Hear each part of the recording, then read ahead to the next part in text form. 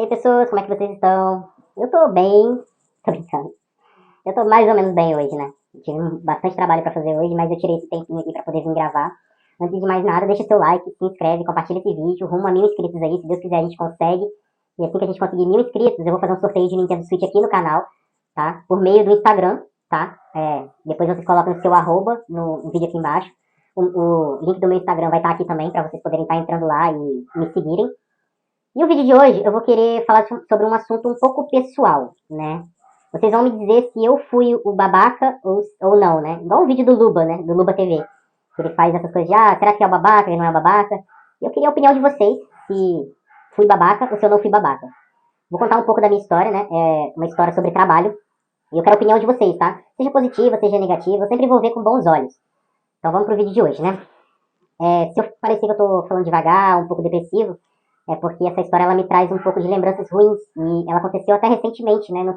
Não tem nem muito tempo. Eu não posso falar exatamente o quando aconteceu, porque se eu falar nomes e alguma coisa assim, pode gerar processo pra mim. E é uma coisa que, nesse momento, eu tenho dinheiro, mas eu não quero pagar processo pra ninguém. Porque é um dinheiro que eu tô economizando pra comprar o meu carro. Então é bem complicado isso. Mas vamos lá. Já falei bastante, tô enrolando aí, mas vamos contar a história. Basicamente, eu tenho a pior profissão do mundo. A profissão de enfermagem. Quem sabe o que eu tô falando vai entender um pouco. Eu tenho outras profissões também, mas essa foi uma profissão da qual eu mais me aprofundei de fato, que foi a área da enfermagem. E assim, gente, enfermagem, as pessoas sempre olham assim, nossa, aquela enfermeira, ou aquele enfermeiro, aquele médico, não sei quem, sempre me trata bem, sempre é carinhoso, não sei o quê, mas gente, isso é o que vocês veem de fora. No pessoal ali dentro, quem convive, os coleguinhas ali dentro, a gente sabe que a panelinha é um pouco diferente. A realidade é um pouco diferente. As pessoas são mais agressivas, colegas de trabalho, colaboradores. A coisa é muito mais funda, é um iceberg que as pessoas não entendem. E a enfermagem, em si, a área da saúde em si, é a área que tem mais chance de um funcionário cometer SUS, né, dentro da empresa. Por que eu falo isso? Porque a gente é pouco valorizado nessa área, a gente não recebe respeito nenhum, porque a gente está na categoria mais baixa, principalmente técnico de enfermagem, é a categoria mais baixa e a hierarquia mais baixa que tem dentro de um hospital, onde você é pisado por funcionários, por colegas, por superiores, até mesmo por pacientes. Então, assim, é uma área que você tem que, cara, ter uma cabeça do cão para poder absorver as coisas sem levar para o coração. Tanto que muita gente faz psicólogo e psiquiatra por conta disso, porque as pessoas não aguentam, simplesmente não aguentam. Mas vamos para a história de hoje, né, porque eu tô enrolando demais. Basicamente, eu trabalhava nessa empresa aí, eu trabalhei 1 ano e meio, mais ou menos, 1 ano e meio nessa empresa, eu não tenho ciência 100% agora. Mas o que acontece? Depois eu tinha me afastado dessa área, já tinha um tempo, né? O penúltimo emprego que eu tive foi cuidador de idoso. Eu cuidei de uma idosa muito fofíssima. Eu fiquei 2 anos na casa dela. Foi os melhores anos da minha vida. Cuidar de uma idosa, estar dentro da casa dela. Eu morava com ela, a família dela me adorava. Eu adorava a família, muito receptiva, me davam tudo que eu precisava. Eu ganhava pouco? Ganhava menos do que o salário mínimo na época, mas eu tava lá porque eu precisava, então era mais uma parceria com a família mesmo. Porque eu precisava de um lugar para morar e a família me cedeu o lugar para morar, né? E assim, foi muito bom, foi muito gostoso. Mas aí depois essa senhora, ela veio a falecer, então já era esperado, porque ela era cuidados paliativos. Então assim, pra mim foi muito triste também, porque ela foi como uma mãe, uma avó pra mim. E a filha dela, que era mais velha do que eu, me tratava como filho. E era uma coisa muito gostosa, entendeu? Você ser tratado bem. Principalmente porque eu tava passando uma fase muito ruim da minha vida. Principalmente fase amorosa. Eu tenho muitos problemas, assim. E eles me ajudaram demais, principalmente comigo mesmo, com as minhas depressões que eu já tava tendo. Mas era coisa de leve, entendeu? Eu não tomava remédio, não tomava nada. Só praticava exercício, jogava bastante videogame. E era isso, bola pra frente. O que acontece é que quando eu saí de lá, eu fui pro interior. Porque eu fui fazendo entrevistas e consegui uma vaga no interior. Não posso falar exatamente pra não causar problema. E aí eu fiz uma entrevista para um hospital e rapidamente eu fui contratado. Me deram a oportunidade. E assim, logo de cara, eles me botaram num setor que eu nunca imaginei que eu ia ficar na minha vida, porque é um setor que eu nunca trabalhei. Que era o setor de hemodiálise. E assim, gente, as pessoas sempre pensam o pior de hemodiálise, que as pessoas estão sofrendo e tudo. Mas não, é um setor bom. Realmente, as pessoas que estão lá, elas estão sofrendo porque elas precisam de um rim, desesperadamente de um rim, de alguém que possa fazer uma doação. E às vezes, mesmo que a pessoa receba o implante, ela continua fazendo hemodiálise, porque algumas vezes pode dar certo, pode dar o match, como pode não dar certo. E assim, é uma área boa, eu nunca tinha trabalhado, eu entrei de cabeça, porque eu queria muito aprender, só que deu tudo errado. Pra começar, assim, deu tudo errado, porque o meu primeiro dia de trabalho, eu já fui recebido a cobras e largatos. Era um setor, assim, que só tinham 3 homens, eu e o meu chefe e um colega de trabalho. O setor era cheio de mulheres, e essa área da saúde vocês têm que entender que tem mais mulher do que homem. É raro, mas assim, homem geralmente é mais médico, né? enfermeiro, agora técnico é até meio difícil. Não tô sendo preconceituoso não, mas aqui é um pouco mais difícil. E era uma clínica que ela era separada do hospital, o hospital era de um lado e a clínica era separada, era fora do hospital, ficava uns quilômetros mais longe. E assim, eu fui pessimamente recebido, entendeu? As meninas que trabalhavam lá me receberam de um péssimo jeito, eu fui maltratado, fui abusado verbalmente várias vezes, e o outro cara que tava lá era eu, e o outro cara que era novato, e uma outra menina que era novata lá também. Depois entrou outra no meio do processo.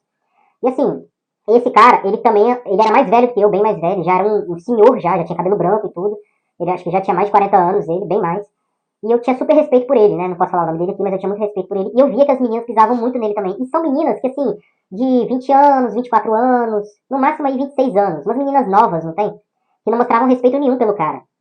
E assim, eram puras feministas, né? Podemos dizer assim. Porque o quanto elas podiam sugar dele, elas sugavam. Principalmente porque elas já tinham mais tempo de empresa, então era sempre uma panelinha entre as mulheres. O que pegava aí era que, como eu já tinha sido recebido muito mal, logo na primeira reunião que teve no início da semana, foi uma semana já teve a primeira reunião.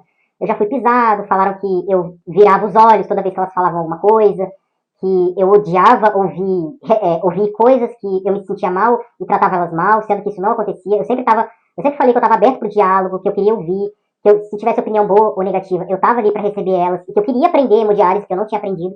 E eu lembro que o meu enfermeiro ele foi muito específico. Ele falou que eu tinha que aprender a mexer numa máquina de hemodiálise em 5 dias. Eu tinha que dar um jeito, me virar e aprender em 5 dias como se mexe numa máquina de hemodiálise. E, gente, é muito difícil. É difícil pra caramba. E, assim, eu levei um mês para aprender a furar uma fístula. Que, para quem não sabe, a fístula ela é implantada no corpo da pessoa e ela funciona igual um coraçãozinho. Mas ela não é um coração, mas você vê que fica pulsando assim. Algumas pessoas ficam com o braço deformado por conta disso, né? E ela fístula, eu não sei explicar exatamente pra vocês agora, mas a fístula, ela exatamente só é pra hemodiálise. E as pessoas não podem furar ela de hipótese nenhuma. Você pode furar ela que não seja pra hemodiálise. Porque se você furar, o paciente, ele morre sangrando. Aquilo ali é um negócio que ele é tão perigoso que afeta a vida do paciente. Se você furar aquilo ali errado, fudeu. Entendeu? Pode dar muita merda. Porque aquilo ali é colocado cirurgicamente. Entendeu? Então é muito complicado. Então eu tinha muito medo no começo. Fiz os meus. Errei algumas vezes, né? Mas eu sempre tive medo de furar o paciente. Assim, você fazer uma punção normal é uma coisa. Você fazer com uma agulha de fístula que era desse tamanho, uma grossura enorme, era dolorido pra mim ver o paciente sofrendo daquele jeito. Mas eu fui aprendendo a absorver. Principalmente que eu já trabalhei em UTI, eu sei que ver o paciente sofrendo, acamado, em coma, é uma coisa normal. Mas ver o paciente ali acordado, sofrendo aquilo ali, pra mim era muito dolorido. E eu tenho muita empatia por quem tá sofrendo daquele jeito. Eu tenho empatia pela pessoa. Então, eu me dou pela dor da pessoa. E assim, fui mal recebido, e isso continuou por meses, meses, meses. E tinha uma pessoa específica, que ela era uma menina, assim, mais nova que eu, né? Era uma mocinha mais nova do que eu, assim. E como eu falei, só tinham 3 homens lá, né? E eu era um deles, era bem complicado. E assim, ela gritava comigo como se ela fosse enfermeira, como se ela fosse chefe, ela me criticava, falava muita coisa. E isso foi se acumulando ao longo do tempo, entendeu? Muita coisa foi acumulando. E aí as outras pessoas perceberam que ela gritava demais comigo, os pacientes perceberam que ela gritava demais comigo. Teve uma reunião onde o enfermeiro conversou com ela e falou que ela estava estritamente proibida de gritar comigo, porque não era assim que se tratava um colega de trabalho. E mesmo assim, ela continuou fazendo isso, continuou pisando em mim como se fosse enfermeira. E assim, cara, foi muito frustrante. Aí tinha uma pessoa que era descendente de Índia, que ela tinha uma língua absurda, porque ela adorava levar e trazer fofoca. Tinha uma baixinha que era bonitinha, mas que assim, ela tentava controlar a situação, mas quando rolou uma treta lá, ela estourou comigo, sendo que eu não tinha nada a ver com a situação. Então, assim, era brigas e brigas e brigas. Inclusive, essa que era a Índia fofoqueira, ela ficava implicando comigo, elas ficavam vigiando as máquinas que eu tomava conta. E aí teve um dia específico que ela ficou puta comigo porque ela começou a fazer perguntas que me davam raiva, porque ela sabia, porque ela tava olhando eu fazer. E aí ela falou um negócio, aí eu fiquei irritado, não dei atenção pra ela foi atrás de mim pra tirar satisfação comigo, porque eu não tava falando com ela, que eu tinha que me comunicar, e aí eu expliquei pra ela que ela tava vendo o que eu tava fazendo. Mas mesmo assim, ela queria ouvir da minha boca eu explicar o que eu tava fazendo. Tipo assim, como se fosse enfermeira também. E aí eu me imputei e falei assim, cara, o que vocês têm que aprender a ter é empatia e você tem que saber se colocar no lugar do outro, porque vocês não têm empatia nenhuma por mim, vocês não querem me ensinar, vocês querem pisar na minha cabeça e deixar eu me ferrar sozinho. E aí, quando eu falei isso pra ela se doeu, só que em vez dela resolver comigo, ela foi contar pra outra menina que era a menina mais tranquila do setor. Ela era barraqueira, mas ela era mais tranquila. Essa menina saiu de onde ela tava, ela era minha dupla, saiu de onde ela tava, veio tirar satisfação comigo, chorando, puta da vida, que eu tava fazendo fofoca sobre ela, sendo que eu sou o tipo de pessoa mais tranquila do mundo. E aí gerou uma confusão enorme. E aí eu já não tava aguentando mais, tudo tava acontecendo de uma maneira absurda. Inclusive, essa menina outra que gritava comigo, que era mais nova que eu ficava puto quando ela gritava comigo. Mas aí teve um dia que eu fui fazer uma coisa na rua, eu perguntei se alguém queria alguma coisa da rua, ela queria que eu fosse pegar um negócio com a mãe dela, porque a loja da mãe dela ficava perto de onde eu ia fazer o negócio. E aí eu tive a inocência de ir conversar com... Não, a mãe dela veio me perguntar algumas coisas, e aí eu tive a inocência de falar. Falei, olha, sua filha, ela sabe muito, ela é muito inteligente, ela tá me ensinando, só que ela não gosta muito de me ensinar. E a gente não se dá muito bem, mas ela se dá bem com todos os colegas dela. E aí a mãe dela ficou rindo, aí me perguntou mais coisas, eu respondi. E aí no outro dia a menina veio puta da vida comigo, mas não tava falando comigo, mas eu vi que ela tava puta, e eu fui tirar satisfação e ver o que tava acontecendo. Porque a enfermeira chegou em mim, a enfermeira que nunca tinha me ajudado antes, que nunca me defendeu, que nunca fez nada por mim, veio tirar satisfação comigo. Desculpa, gente, deu uma coçadinha aqui. A enfermeira veio tirar satisfação comigo do que eu fui falar pra mãe da menina. E aí eu falei assim, olha, eu não falei nada demais. A mãe da menina me perguntou umas coisas, e eu falei simplesmente na pura inocência. Tanto que em nenhum momento eu critiquei, eu falei do trabalho da menina, não falei nada disso. Aí eu fui conversar com a menina depois. Eu fiquei puto que a enfermeira veio fazer isso comigo, que a enfermeira nunca me defendeu pra nada. Fui conversar com a menina e a menina falou, olha só, fulano, você falou isso pra minha mãe.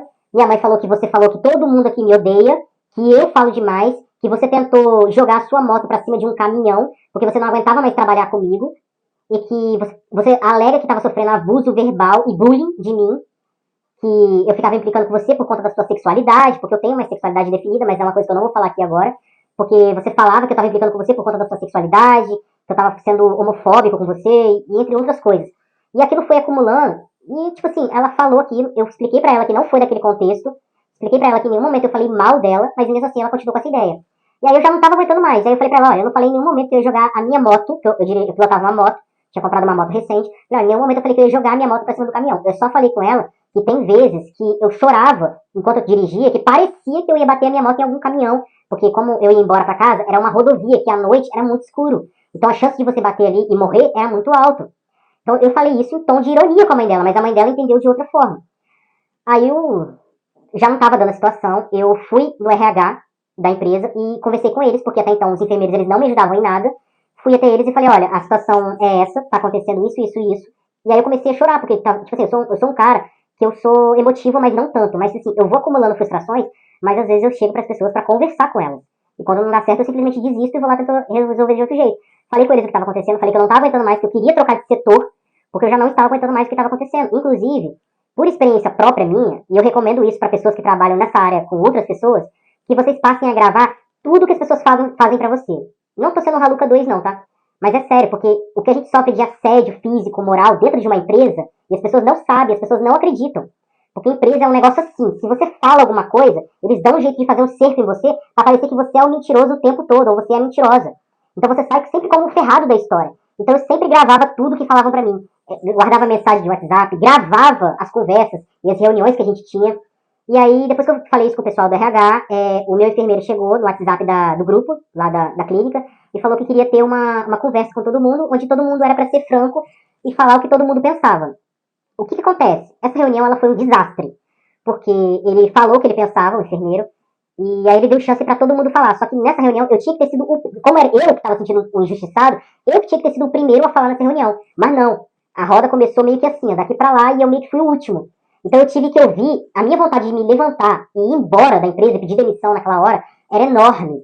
Porque eu fui obrigada a ouvir cada palhaçada de que uma por uma estava falando de mim, que foi absurdo. Inclusive, o cara que trabalhava comigo, mandaram ele embora, porque acusaram ele lá de um negócio lá, que eu não posso falar aqui, mas tentaram acusar ele, mas aí mandaram sem justa causa para não ter problema. E assim, eu lembro que o cara ficou puto comigo quando mandaram ele embora, porque ele sabia que tinha sido culpa dessas meninas também. Então ele não aceitou isso de boa, mas ele levou a demissão até pra lá, porque ele conseguiu um outro emprego logo em seguida. Então pra ele tava tudo bem. Só que assim, eu tive que ouvir cada coisa, e as meninas chorando, e fazendo drama, e falando que eu fiz falsidade, que eu utilizava coisas que não era pra utilizar, e que eu era falso, que eu era mentiroso. Nossa, eu ouvi tanta coisa.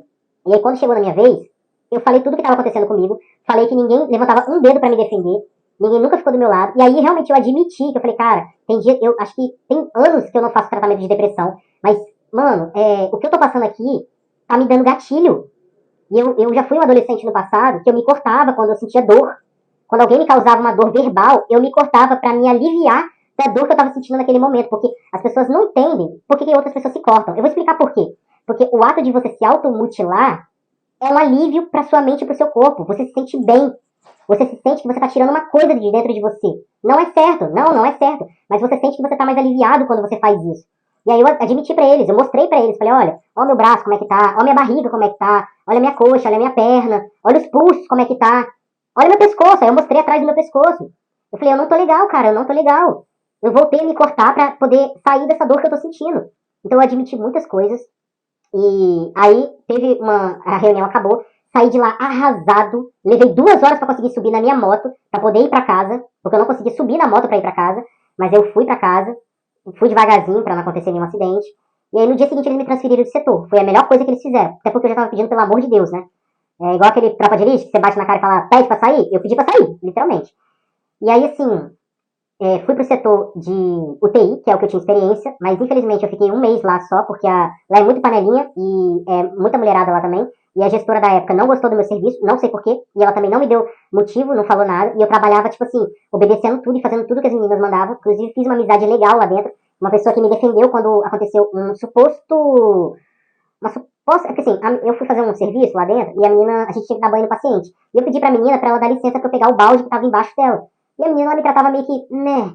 E ela ouviu várias vezes eu pedindo ela pra ela dar licença e ela não saía. Eu sou uma pessoa que quando eu perco a paciência eu vou lá e faço. E ela não queria sair da frente, eu fui lá e enfiei a mão embaixo assim e peguei o balde. Só que segundo ela falou que eu passei a mão na bunda dela. Ela deu um grito falando isso. Ah, e falando que ela tinha marido, que ela era casada. E eu falei, mano, você tá louca? Você ficou louca, mano. Tipo, eu não sou esse tipo de pessoa. E ainda mais ela sabendo a minha sexualidade. E ela começou a falar isso alto, tipo assim, pra todo mundo ouvir. E aí eu fiquei com vergonha. Inclusive eu falei isso com a gestora. A gestora falou que, não era nada demais e deixou pra lá. E eu fiquei tipo. E aí a menina, que era minha colega, me defendeu na época. Mas aí eu relevei isso pra lá e falei, deve ter sido impressão minha e a menina deve ter ficado doida de vez. E aí eu fui pro pior setor que tem no hospital. Todo mundo vai concordar comigo. O setor de internação é um inferno. Setor de internação é um inferno. Só quem é técnico de enfermagem sabe do que eu tô falando. Ainda mais se for SUS. Particular, e tanto faz que for particular ou SUS. O particular, o ruim dele é que a pessoa ela tá pagando, então ela gosta de esfregar na sua cara que ela está te pagando, você não está lá de graça. Então eles exigem até o cu da sua alma.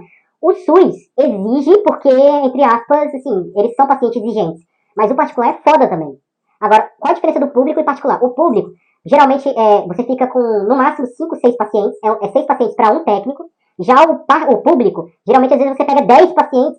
Geralmente, são 10 pacientes para um técnico só. E o técnico ele fica desesperado, porque ele tem que se virar, porque ele tem que dar banho nos pacientes, o técnico ele tem que ajeitar as medicações. Essa área da saúde, todo mundo acha que é legal porque todo mundo se ajuda. Mentira! Ninguém se ajuda, não. É você se fudendo. Enfermeiro, ninguém te ajuda. Você tem que dar um jeito que você tem que virar 1000 pessoas em uma só. Então, assim, dar banho em vários pacientes, nos seus pacientes e nos pacientes do seu colega. Você tem que fazer as suas medicações, as medicações, às vezes, do seu colega, principalmente quando ele está no horário de descanso. Então, assim, a área da enfermagem, ela é um lixo. Ela é um lixo. Tanto que demorou esse tempo todo para eles aprovarem um projeto de lei para mudar o nosso valor, para a gente ter um piso salarial. E mesmo assim, eles ainda estão enrolando de pagar o piso salarial. Porque eles falam que o técnico de enfermagem não merece receber R$ 3.300, sendo que a gente estava se fudendo na pandemia. Eu perdi amigos na pandemia. Tanto médico, como enfermeiro, como técnico. E todo mundo dessa área da saúde, nessa época da pandemia, ficou louco. Porque todo mundo tinha medo de morrer. Mas a gente estava lá trabalhando. Aqui, ó, dando a cara tapa para salvar as pessoas. E tem muita gente que ainda critica a gente, falando que a gente não merece esse valor. Cara, merece. O tanto que a gente ouve, o tanto que a gente é xingado, o tanto que a gente passa sofrimento dentro de enfermagem, fora a carga horária que a gente passa. É absurdo. E a gente não ganha nada por isso. Um salário de R$ 1.200. Vocês acham que é muita coisa para um técnico? Não é, não. Porque fora os descontos, fora a alimentação, no máximo um técnico aí tira por mês uns R$ 1.400, R$ 1.500. Isso se for um técnico da manhã, da noite recebe até um pouco melhor. Mas é horroroso o nosso salário. É horroroso. É intancável o nosso salário. Então, tipo assim, a gente passa essas merdas, mas tudo tem um bom motivo, mas as pessoas deveriam poder valorizar isso melhor, porque no dia que o técnico de enfermagem, isso eu tô falando geral, tá? No dia que o técnico de enfermagem cruzar os braços e falar que não vai fazer nada, o hospital tá fudido. Tá fudido. Porque os médicos, eles não fazem medicação. Os enfermeiros, eles fazem medicação, mas não é muito da área deles fazer medicação. Então é o técnico que tá responsável pelo hospital. É o técnico que é a base do hospital. Não é o médico, não é o enfermeiro, é o técnico. No dia que o técnico cruzar os braços, o hospital tá fudido, cara. Então, tipo assim, vocês têm que levantar a mão pro céu e agradecer muito que o técnico de enfermagem aguenta essas merdas por aí. Porque, olha, é muita merda que a gente tem que aguentar e ouvir, tá? É muita merda. E assim, cara, voltando ao assunto, eu fui pra área da internação. Desculpa ter ficado um pouco exaltada, porque a gente nessa hora fica puto, porque as pessoas não dão valor à nossa área. E aí, assim, eu voltei pra área da internação, aí fui pra internação, eu tinha experiência, mas eu odiava a área da internação, por um bom motivo, porque a gente é explorado na área da internação. Tinha os meus colegas lá, tava dando tudo certo, até que em determinado momento, a minha superiora, ela começava a fazer bullying comigo. no geral. Ela me tratava de um jeito diferente, pegava no meu pé. Outras pessoas perceberam que ela pegava no pé do novato, que eu era novato. A outra enfermeira, que era a enfermeira do setor que ficava ali, fazia piadas em relação à minha crença, porque eu sempre me considerei budista e eu prego o budismo. E assim, eu acho que ninguém tem que ter nada com ninguém, por mais que eu creio em Deus, eu tenho em Deus também, eu creio no budismo também. Cada religião tem uma coisa, mas eu não tenho nada a ver, assim, no geral, assim. Então ela sempre criticava a minha religião, criticava as minhas sexualidades, criticava o meu trabalho, falava que eu não servia para essa área, que eu era muito sensível, que eu não tinha que estar nessa área da enfermagem, que eu tinha que sair dessa área da enfermagem. Então, assim, cara, era uma crítica de um lado e de outro. E aí, quando eu via uma pessoa específica, que tinha uma senhora lá que me defendia, né? Tanto que eu sou grata pra ela até hoje. Ela me defendeu muito. E, tipo assim, eu era muito pisado.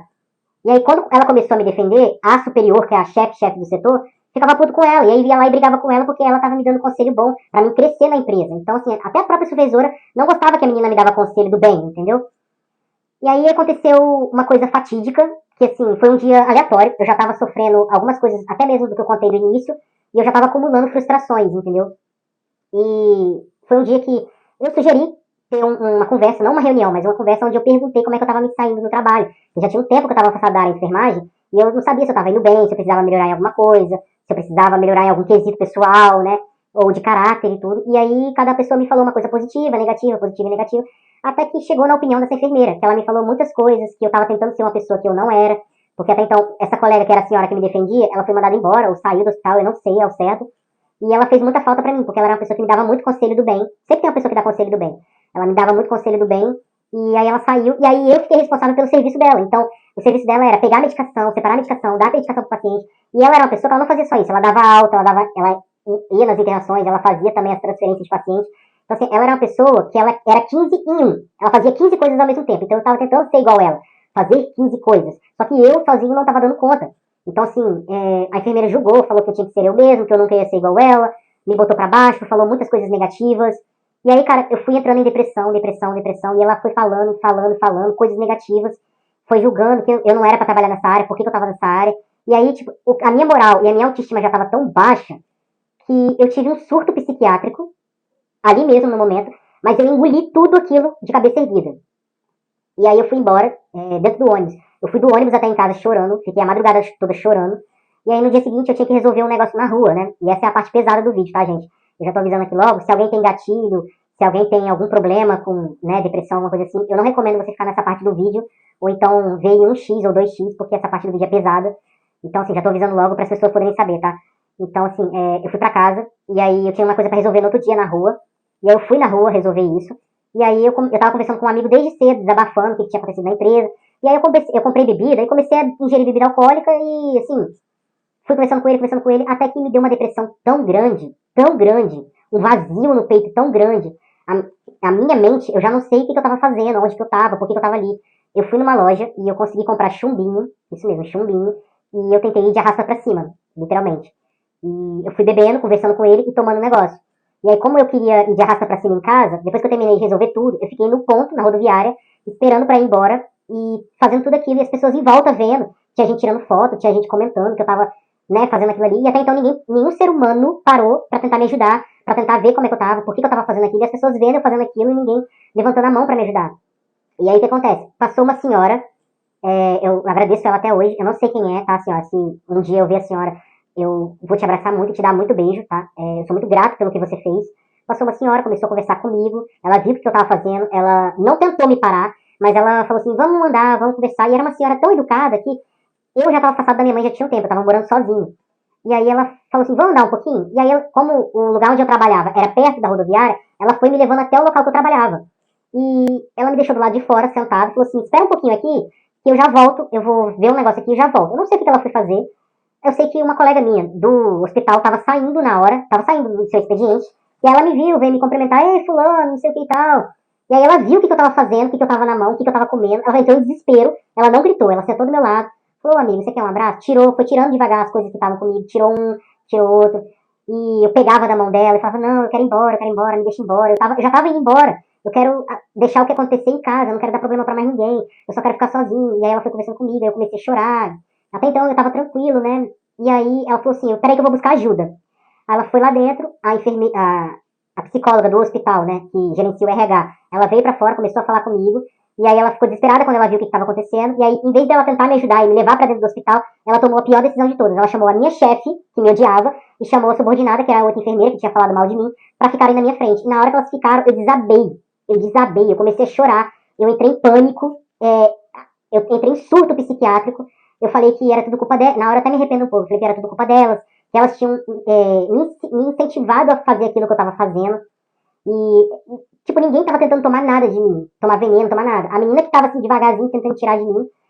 E aí elas ficaram confusas. A enfermeira que falou, ela entrou em desespero. A outra que era chefe ficou fazendo uma cara de bunda.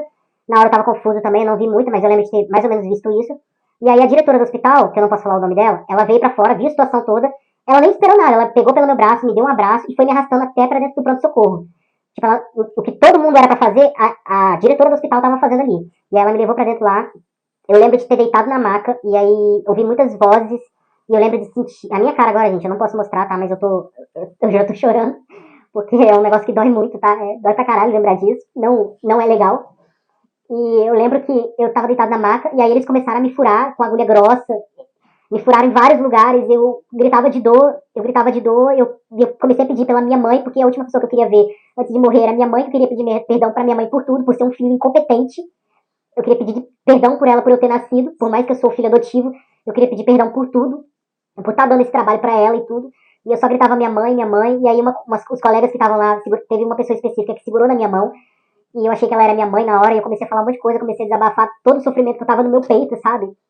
E assim, cara, foi muito triste. E começaram a passar tubo no meu nariz, me deixaram pelado, começaram a passar as coisas em mim. E eu gritando de dor na hora. Eu só lembro de sentir muita dor, e aí, de repente, tudo ficou escuro. Eu não tava enxergando mais nada, e aí eu senti como se eu estivesse num sonho. Eu apaguei, e eu só lembro de começar a sentir mais dor ainda. E aí, eu tava tendo, tipo assim, eu voltava e apagava, porque eu já tava ficando roxo. Então eu voltava, eu tinha vários lapsos. E nessa hora que eu apaguei, eu levei mais ou menos uns 5 minutos pra acordar, 10 minutos mais ou menos. E aí eu lembro da médica gritando pra mim assim, não dorme, não dorme, se você dormir eu vou te entubar, não dorme. E eu bem assim, mas eu tô com sono. Ela, não, mas não dorme. E eles pegaram todo o kit pra intubação, eles quase me intubaram, literalmente. Aquele tubo que passa na boca, vai lá, nossa, é horrível aquilo. E eu chorava e gritava, pedindo socorro, pedindo pra minha mãe, e falava pra todo mundo, não, me deixa morrer, eu quero ir, eu não preciso de ajuda de ninguém, eu não preciso de nada, eu só preciso ficar sozinho. E eles, não, a gente vai ficar com você, a gente é seu amigo, a gente vai ficar com você até o final. E aí eu não lembro de muita coisa depois disso, porque eles fizeram várias coisas. E eu dormi. E quando isso aconteceu de tarde pra de noite. E aí quando foi mais ou menos quase o horário da enfermeira ir embora, essa enfermeira que falou as coisas pra mim, ela ficou até certo horário comigo. E ela pediu desculpas, mesmo eu não estando muito lúcido naquela hora, ela pediu desculpa. O intuito dela não era que eu fizesse aquilo que eu fiz, então ela pediu perdão, ainda mais que ela era uma pessoa da igreja, por mais que ela era uma pessoa cética da igreja, ela não queria ter me julgado a ponto de eu jogar minha vida fora por aquilo. E aí foi passando hora, 2 da manhã, eu acordado, sentindo dor, com aquele tubo enfiado até lá no estômago pra drenar, e aí eu comecei a vomitar coisa preta, porque ainda era muito carvão. E isso foi assim, foi acontecendo. E aí eu fiquei internado uns dias no hospital, fiz todo o processo de desintoxicação, fiquei com algumas sequelas, tá? As pessoas acham que não, mas eu fiquei sim. E aí depois disso eles me encaminharam para um centro de terapia psiquiátrica, né? E psicossocial também. Aí eu só pude ter alta depois que uma pessoa foi me buscar no hospital, que no caso foi uma tia minha que foi me buscar no hospital, porque minha mãe não estava presente. Minha mãe foi no hospital nesse dia e ela ficou desesperada, porque minha mãe não acreditava que eu tinha tentado ir de arrasta pra cima. A minha mãe falou que ia cuidar de mim, que era pra eu me demitir, que eu não precisava estar passando aquilo tudo. Muita gente me ajudou, muita gente me aconselhou. E aí, assim, eu fiquei um tempo afastado do hospital e depois eu voltei. E aí eles me colocaram em vários setores, assim, que tinha a ver com a administração, para que eu não precisasse de voltar pro setor que eu tava e tivesse algum surto, né? E assim, teve um dia que eu tava descansando do lado de fora e eu me perfurei, sem querer, com um prego enferrujado, porque a gente tinha área de descanso, só que lá tava lotado, né, tinha bicamas e tudo, só que tinha do lado de fora, que tinha umas cadeiras de madeira podre, que ficava do lado de fora, madeira, um monte de coisa que eles jogavam no entulho, assim, na parte de trás, assim, do hospital, que era a parte que ninguém via, e o pessoal gostava de ficar lá porque ficava debaixo de uma árvore. E aquela árvore lá, as pessoas descansavam lá, que era fresco, batia vento. E aí eu fui deitar, no que eu fui deitar, eu furei a minha bunda, eu senti que alguma coisa atravessou a calça e atravessou e me acertou na bunda. Aí na hora eu tirei, era um prego que ficou grudado em mim. E aí eu fui pro pronto-socorro pra falar que eu não tinha tomado a vacina, fui, tomei a vacina. abrir CAT, mas eu acredito que o hospital, eles, como eu já tava com aquele histórico de ter tentado SUS, eles não abriram a CAT pra mim, eles simplesmente só me mandaram tomar as vacinas, me deram medicações, cuidaram de mim, assim, entre aspas, e foi passando semanas, aí deu um dia que eu tive um surto psiquiátrico de novo, mas que não foi de arrasta pra cima, foi um ataque de pânico, e aí eles me internaram nesse mesmo dia, de novo, no hospital. Assim, eu não fiquei internada, eu fui pro pronto-socorro, tomar uma medicação que eu tava passando mal, e aí, quando eu tava tomando essa medicação, eles me deram diazepam e me deixaram sozinho. E até então, eu nunca tinha tomado diazepam na vida. Então eu comecei a ter uma arritmia, eu comecei a passar muito mal, e os meninos que estavam lá, teve uma pessoa, um colega meu que tava lá, que eu falei assim, amigo, fica aqui do meu lado, eu não tô me sentindo bem, eu tô sentindo que alguma coisa vai acontecer. Eu não tô me sentindo bem, por favor, alguém fica do meu lado, não me deixa sozinho. E eu implorei pra várias pessoas, alguém, por favor, pode ficar aqui comigo, eu não tô me sentindo bem. E eu fiquei implorando por 10 minutos, 15 minutos, e ninguém ficou do meu lado. E aí eu comecei a me sentir mal, eu falei, acho que eu vou vomitar. Aí eu fui no banheiro, fiz xixi, dei um gorfo, porque eu tava me sentindo mal. E aí eu só lembro de ter, a minha visão ficou apagada, ficou tudo escuro. E aí quando eu meio que voltei, tipo assim, isso em pé, tá? Aí quando eu voltei assim, eu me desorientei. Quando eu voltei a mim, assim, eu vi que eu tava sangrando. Eu olhei pro meu braço e falei, ué, eu tô sangrando. E eu falei, ué, cadê a agulha? Cadê a agulha do braço? Aí eu procurei, não tava achando. E não tinha espelho no banheiro. Aí eu fui passando a mão no corpo e não tava achando. Aí eu falei, eu fui eu achei que eu joguei no lixo, eu tinha achado que eu tinha jogado dentro do vaso, eu não sabia o que tinha acontecido. E aí eu fui pra área onde ficam os técnicos pra falar com eles, olha, eu não sei o que aconteceu, cadê a agulha? Eu não tava tomando soro com uma medicação na veia? Aí quando eu tava saindo na porta, eu comecei a ficar mole. Eu não sabia o que tava acontecendo, eu vi sangue, e só que assim, eu não ligo de ver o sangue dos outros, mas quando eu vejo o meu próprio sangue, eu fico esquisito. E aí eu fui pra porta, e quando eu cheguei na porta, eu lembro do enfermeiro, o enfermeiro do setor, ele tava olhando pra mim, e ele falou, amigo, o que você fez? E eu falei, eu não sei, cadê a agulha, cadê a agulha? E ele falou, tá no seu pescoço. E eu falei, o quê? Aí eu passei a mão, ele, não passa a mão, não. E aí eu na hora, eu lembro de ter desmaiado, ele me pegou no colo, me botou, pediu as meninas correndo pra me botar numa maca, e aí eu lembro de terem me botado numa maca, me amarraram na maca, e aí a médica veio, olhou, tirou a agulha do meu pescoço, e aí eles falaram, olha, não dá, tem que afastar ele, isso foi um surto psiquiátrico, ele não dá pra manter ele no hospital. A gente precisa afastar ele urgentemente pra ele fazer um tratamento numa clínica, alguma coisa, não tá dando certo. E aí me internaram de novo, fiquei acho mais ou menos uma semana até conseguir receber alta. E aí eu fui afastado pelo INSS na época. E eu fiquei 8 meses afastado pelo INSS. 8 meses. E fiquei 8 meses fazendo tratamento. Só que assim, esse início de surto foi a primeira sequela do que aconteceu da minha tentativa de SUS. Então, assim, o que veio a seguir foram várias crises de pânico, coisa que eu nunca tive tido antes. Então eu comecei a ter várias crises, vários choros, era todo dia minha mãe sofrendo. A minha mãe ficou sofrendo por meses comigo. Por meses, não foi uma semana. Os 4 primeiros meses que eu fiquei em casa foi um sofrimento pra minha mãe. Porque foi a primeira vez que a minha mãe tava vendo que eu gritava, era como se fosse um tipo de esquizofrenia. Muito estranho, mas foi um tipo de. Inclusive as pessoas do hospital acharam que. Umas pessoas acharam que eu tava inventando, que eu tava mentindo, outras falaram que era um surto esquizofrênico, várias outras coisas, entendeu? E assim, fiz tratamento, e eu continuei fazendo tratamento até o final, inclusive hoje eu ainda estou em tratamento, com uma psiquiatra, com uma psicóloga, assistente social, terapeuta, tudo. E assim, o que acontece? Quando estava na época de voltar a trabalhar no hospital, a minha médica, ela me orientou que eu não voltasse a trabalhar se eu não quisesse. Ela me daria mais tempo de INSS para eu continuar afastado. Eu ia ter que passar por outra perícia e continuaria afastado. A minha mãe queria que eu continuasse afastado também. Só que o hospital, eles me deram tanta garantia que eles iam cuidar de mim, que ia dar tudo certo, que eles não iam botar eu no mesmo setor, que tava tudo bem eu voltar a trabalhar no hospital, que eu senti segurança neles e voltei a trabalhar.